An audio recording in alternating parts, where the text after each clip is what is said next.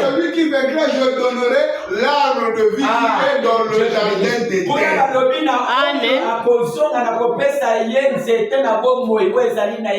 Nous sommes ici dans le retour. La dernière fois, je vous ai dit ceci. Jésus-Christ était venu pour recommencer le monde. Donc, si toi, tu ne peux pas suivre que le monde a été recommencé,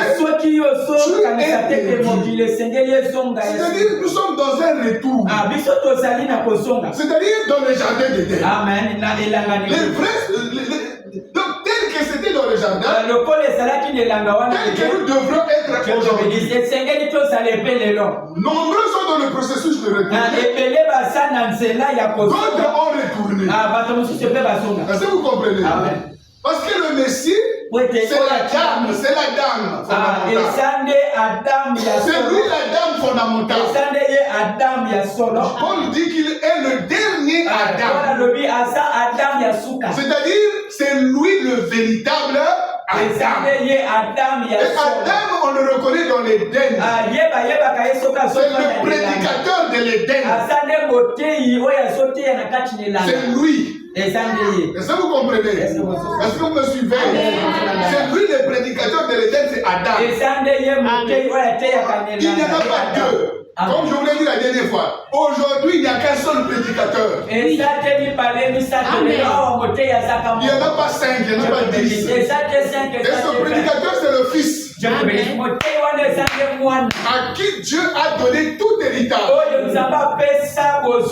Et le Fils a choisi des personnes dans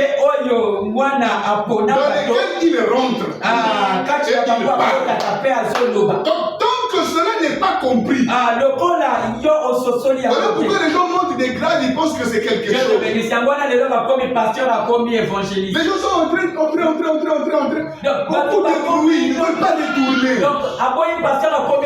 Donc, il est question de revenir. Tu verras clair, les deux arbres sont là. Tu verras clair. Alors, il dit, ce que j'ai contre toi, c'est que le reniement de ton premier amour là, comme tu n'en étais pas répondu, c'est devenu des doctrines, des vies. C'est devenu des vies. Quand on dit doctrine là, c'est une vie, une manière de vivre. Il dit, c'est devenu des doctrines. Et ce que j'ai contre toi, ce sont ces doctrines-là. La doctrine de Balaam. Balaam, c'est celui qui aime l'argent. Amen. Le prophète est corrompu par l'argent. Il fait partie des Balaam. Et nous les voyons partout. Et nous voyons aujourd'hui les églises sont devenues des magasins, si vous voulez. Des poissons dans lesquels il faut retirer l'argent. Il y a toutes sortes de commerces. Et tous ces commerces-là, c'est du banditisme. Amen. C'est de l'escroquerie. Derrière la parole, on va vous dire des choses pour juste soutenir un peu de vous. Amen. Et donc les gens sont partis prendre toutes sortes de fausses onctions pour venir faire tomber les gens.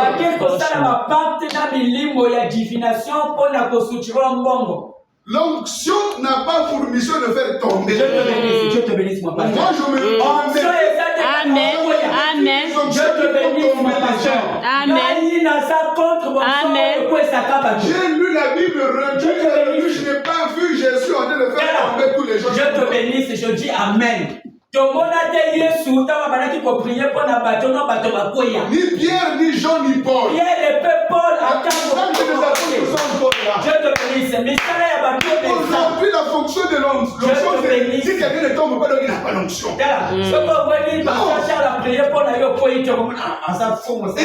les gens ont tellement cette idée-là, ils sont devenus incrédules. Amen. Dieu a agi, mais il attendait qu'il bouge. Amen.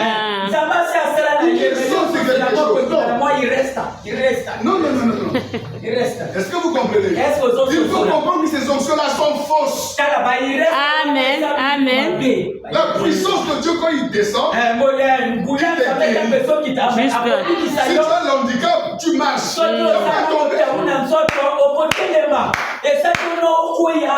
Maintenant, si tu tombes, tu es agité par un mauvais esprit. Amen.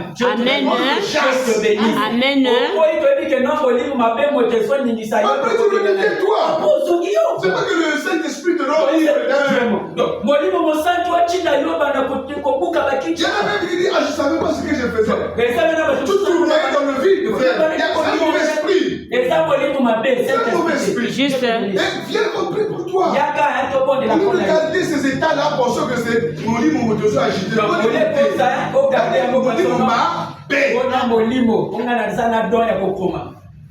Et après, c'est toutes sortes de dons qui viennent. Voilà. Si tu racontes une vision, c'est presque une histoire. Tu ne saurais même pas interpréter ça. On était à la maison. Il va te raconter. Qu'est-ce que tu vas me dire à la fin? Parce qu'il y a des liboma. Amen. C'est la foi. Je te bénisse. C'est les onctions des Balaam. Amen. Je te bénisse. Ce que j'ai contre toi, et pourtant tu haïssais l'œuvre de Nicolas. Comme moi je l'ai haïssé. Mais par la suite, te voilà. Le nicolaïsme, c'est l'adhésion des choses qui ne sont pas la parole, mais qui sont bien devant les yeux de Dieu. Comme faire. Amen. Est-ce que vous comprenez? Ce n'est pas normal. Par exemple, qu'une soeur lise la parole de Dieu. C'est pas ça.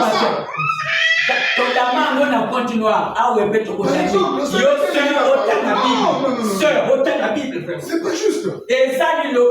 Dans la Bible, lisez le texte. Amen. C'est écrit. On n'invente rien. Amen. Tout est écrit. Il n'y a pas de mal en soi. Voyez-vous, par exemple, l'argent est tenu par une femme. Ce n'est pas normal. C'est pas écrit. C'est tenu par les hommes. On a pratiqué ces choses, on les pratique. C'est des choses auxquelles il faut revenir. Il faut revenir. C'est pas parce que nous le faisons que nous devons garder ces choses. Il y en a plein de petits trucs qu'on appelle le nicolaïsme. C'est-à-dire, il n'y a pas de mal en soi. Mais tu peux juger, moi, si j'ai l'esprit, je fais. Par exemple, faire prêcher les femmes, il n'y a pas de mal à ça. C'est vrai, là. Mais c'est pas écrit.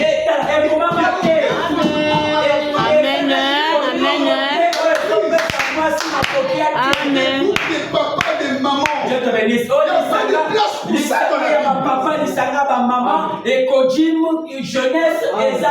Nous organisons les jours de vendredi uniquement pour la prière. Il n'y a pas de place. Donc, vendredi pour la prière. Et ça, les la prière va avec la parole. Amen. Donc, il y a des choses que nous avons acceptées, mais qui n'est que du nicolaïsme. Amen. Parce que ça n'a pas de logique. Ça n'a pas de suivi. En fait, c'est une forme de groupe d'intercession sans se rendre compte. Amen. Et ça, moi, les salaires d'intercession, est-ce que vous comprenez? Donc, il y a plein de choses. Et ça, n'a pas Plein. Qui sont semblables à la parole. On accepte. Mais ils sont aussi parce qu'on s'est affaibli. Oui, je te bénisse. Amen. Ils sont des polémiques. Amen. Alors, il faut revenir à la parole. Amen. Comme à l'Éden. Le prophète est retourné à l'Éden. Là où il n'y a qu'un seul prédicateur, il n'y a qu'un seul enseignement. Et c'est celui d'Adam. La vie d'Adam avant la chute. C'est la vie de Christ, le Messie, pendant les évangiles. Et c'est ça qui nous a montré. Et chacun de nous va retourner à cela. Le temps court. Dieu te bénisse, mon pasteur. Il n'y a plus de temps, frère. Il y a des ténèbres immenses sur la terre. Là où on nous dit que la soeur de ma fille telle qu'elle est là, on vient de poser la question, peux-tu écrire un homme ou une femme? Mais c'est une femme. Si tu veux écrire un homme, on l'a même pas fait des opérations. C'est encore un homme. C'est le dépassement des Sodomes. Amen. C'est le dépassement des Sodomes. Et on veut demander à un monsieur tu es libre d'épouser un homme. C'est un homme, on lui dit qu'il est libre d'épouser un homme. Donc, la loi de la multiplication, la fécondité, toutes ces choses, ils s'en foutent de ça. Ils s'en foutent de la parole de Christ. Les homosexuels sont acceptés. Et nous, gouvernement, même si ils ne disent pas ouvertement, c'est la pratique. Est-ce que vous comprenez? C'est maintenant courant partout. Amen. L'homosexualité. Amen. Le Vatican, qui est l'église, qui représente l'église, la foi. Quand on va à l'église, on va d'abord catholique. Le souverain a dit. Il a dit, le souverain du Vatican a dit. Les mariages homosexuels sont autorisés. C'est une abomination. C'est une abomination. Et si l'église commence à accepter des conneries comme ça, des abominations comme ça, au lieu saint, on trouve l'iniquité. Et jusqu'à dire que la Bible, c'est nous qui l'avons donné ça. C'est qui qui a donné la Bible. Que Dieu te bénisse. Il y a des malades. C'est-à-dire qu'il est malade, il est pour lui mourant. Il peut s'attaquer aux Écritures saintes. Mais tout ce qu'ils ont essayé de faire, ça n'a pas réussi. Ils ont changé de verset. Ils ont changé de tradition.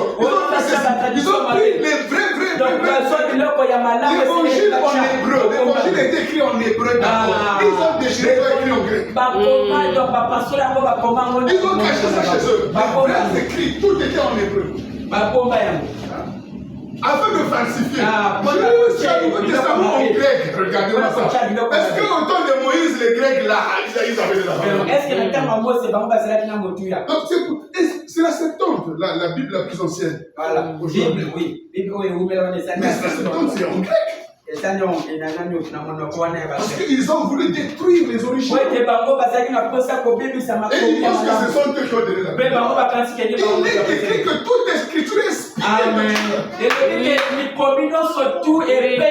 C'est pourquoi je dis souvent qu'on n'a pas besoin de toute la Bible pour connaître la Bible. On a besoin de l'esprit. Quand tu as l'esprit, l'esprit te conduira dans la vérité.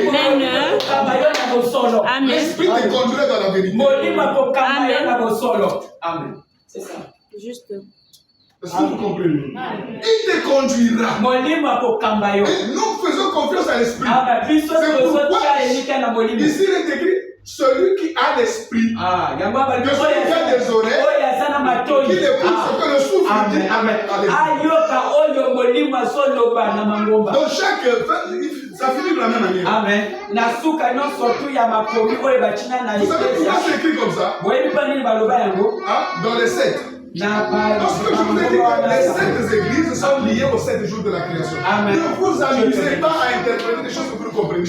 Chaque jour de la création termine de la même manière. Amen. Amen. Amen. Dieu regardait que ceci était bon.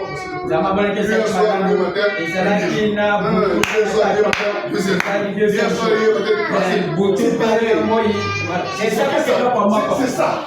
Dieu te bénisse. Dieu te bénisse. L'Apocalypse, c'est le chiffre 7. Le chiffre 7, c'est le chiffre de la création. Donc on dit les 7 églises, il ne faut pas les prendre vos communautés, comme dit Branham, comme il a dit là.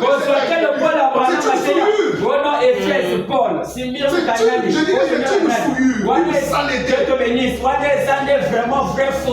ne faut même pas penser que Dieu peut faire des conneries comme ça. Ici, je dis depuis le début, c'est enraciné dans le cœur de l'homme.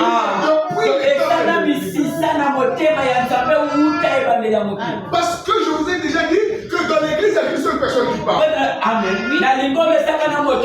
C'est celui qui marche au milieu des gens. C'est le corrélate, l'ecclésiaste. Je vous ai dit que l'ecclésiaste dévoile la vie de la santé. C'est parce que je vous en parle. Dans l'ecclésiaste se trouve la la vie de la communauté. C'est le dévoilement de la vie. Et il y a le diable que vous négligez là. Parce que c'est tellement symbolique que vous allez dire de n'importe quoi. Amen. Quand vous lisez l'Ecclésiaste, ce n'est pas mûr, vous risquez de vous pervertir. Parce que vous ne comprenez pas. C'est ça l'Ecclésiaste. Mais c'est le livre le plus énigmatique. Oui. Parce qu'il nous amène dans la racine de la racine. Quand on dit par exemple vanité des vanités, tout est vanité. Mais les gens pensent vanité de ce monde. Non. Le mot vanité veut dire buyer. C'est-à-dire qu'il nous amène à la racine de la respiration. Mais les gens ne peuvent pas comprendre ça. Il ne nous parle pas de la vanité comme nous sommes là au commencement avant même la création. Quand il dit vanité des vanités, tout est vanité. Cette phrase-là, c'est au-dessus de la création. Avant la création. Il n'est pas question de ce monde que nous haïssons. Mais le temps viendra, nous prendrons ça. Alors vous allez comprendre que le temps dans lequel nous sommes est un temps ténébreux. Et difficilement ténébreux, frère. Ce que Dieu dit ici, c'est de retourner. Et quand tu retournes, la vie a fini. Amen. Ce que tu avais bâti, tu abandonnes, tu reviens. Amen. Après vient l'autre église. Là-bas, c'est la doctrine de la femme. Voilà. Amen. Et les faux prophètes. Et les gens de sacrifier aux idoles. Hein? Regardez, moi je fais une prophétie. Et je prouve que non. Oh, c'est Raïda, ton mari, c'est le frère aimé. C'est pas une bagarre. Une femme mariée, vous allez lui donner encore à une autre. Mais c'est quelle. Mais quittez l'église, c'est une bonne fois.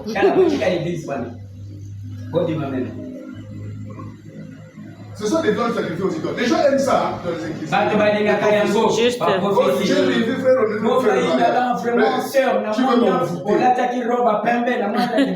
tu veux m'envoûter. Alors il faut comprendre que il laisse sa femme. Quand les gens se laissent aller à la prophétie. Il m'a dit ça, il y a un moment où j'étais emporté par n'importe quelle prophétie. Et n'importe quelle songe. Effectivement, Dieu ne conduit pas son église par les songes et les prophéties. Amen. Il conduit son église par l'esprit. Amen. Amen. Par l'esprit et la parole. Et tant que la parole est là, la prophétie est soumise à Amen. Amen. Les gens sont soumis à Oui.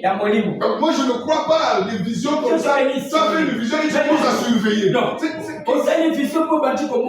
tu surveilles, j'ai vu le frère là, la soeur là, oh, ce sont les soupçons du docteur. Dieu t'avait montré comment aux autres c'est là-bas ton mappé. Maintenant, on dit que non, on dirait que quelque chose ne va pas. Et tu commences à veiller. Tu commences à envoûter au fait. Amen. Voilà. Et chaque fois que tu les vois, c'est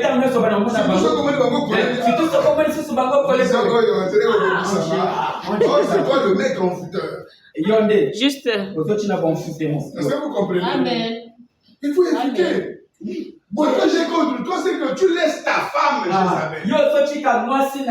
Jézabel. Et regardez, ça, on n'en a pas en parlé. Hein, sur toute la toile, partout, on nous explique comment les femmes font en train de prêcher. Les réseaux sociaux, parce que la faute d'Adam, c'est d'avoir laissé elle prêcher là-bas. C'était ça. Amen. Mais c'est qui la femme? Celui qui n'est pas ministre qui vient prêcher, c'est une femme. Amen. Oyo asana le tomote John Bénis atena wa bantu kote andele wana Jézabel. Est-ce que vous comprenez? Tu n'as pas de don ministériel. Yo ba pemba tu es une femme. Yo samwasi. Ne peut prêcher que celui qui a le don. Amen. Amen. Amen. Amen. Parce que les hommes ne comprennent pas. Amen. À la place. Amen. Les gens sans esprit. Amen. Parce que à Oubeli, il y a combat. Amen. Ça vous comprenez? Mais Dieu n'est pas avec lui.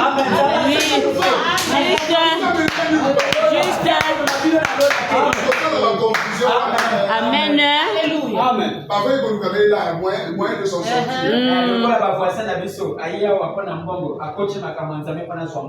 Donc, il faut comprendre toutes ces choses-là. Quand on parle de la femme, ce n'est pas le sexe. La femme,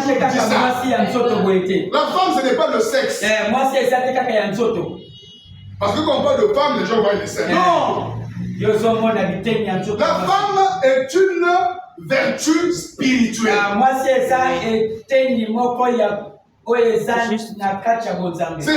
C'est cette vertu-là qui a été donnée pour écouter.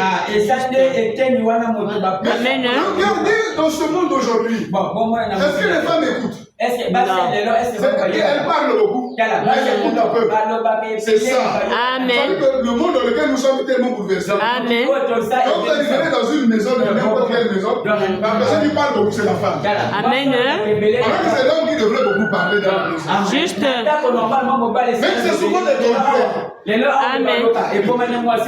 Parce que c'est ça qui se passe dans les églises. Il y a plus de femmes à la chair que les hommes. Amen. Quand vous arrivez dans une assemblée, ceux qui sont chauds à parler, ce sont des femmes. J'ai quelque chose à dire. Qui t'a dit que c'est toi qui dois parler? Quand Dieu m'a donné une pensée, donc l'homme est instruit. Amen. Est-ce que vous comprenez ça? Amen. Amen. Amen. Est-ce que c'est la vérité? Amen. Mais la Bible dit qu'elle se tienne en silence. Amen. Juste. Que la femme se taise. Oui. Oui. Si la femme, c'est cela, alors même celle qui est physique, est déjà déclassée. Elle n'a pas la prédication. Amen. Amen. Amen. Oui, elle n'a pas la prédication. Juste. Parce que Paul dit c'est aussi ce que dit la loi. Amen. Dieu te bénisse mon pasteur. Paul a lobby, même dans mon béco, a pété sa moitié à terre. Amen. C'était arrivé au temps d'Akab. Dieu te bénisse. Et comment à moment il y a mon continué à Akab. Jézabel dont vous parlez, c'était arrivé au temps d'Akab. Roi d'Israël. Est-ce que vous comprenez? Cette femme-là avait ses dieux à elle. Vous connaissez qu'est-ce qui était sa priorité? Elle était défenseur de son mari. Son problème, c'est que son mari ne devrait pas souffrir de quoi que ce soit. Et donc, il a pris Israël en otage pour les soumettre à ses enseignements avec ses prophètes. Donc, il avait Astarté et Baal. Donc, il avait 450 prophètes. Est-ce que vous comprenez? Ils étaient nombreux. Et le faux est nombreux. Élie était seul. Mais regardez les prophètes de Baal. Et aujourd'hui, les prophètes de Baal, il y a Amen. plein de femmes instruites par Jézabel. La reine de la côte qui donne des visions aux gens que tu es, qui te voient en train de perdre les brebis. J'ai rêvé, il était en train de perdre un troupeau. Mais pourquoi j'étais les chèvres? Laisse ta prédication. Vraiment. Parce que dans la Bible, personne n'a rêvé à faire ce genre de vision. Même la Bible, il n'y a aucun appel de quelqu'un qui a dormi, il a réveillé. J'avais rêvé les brebis. Non, c'est bien.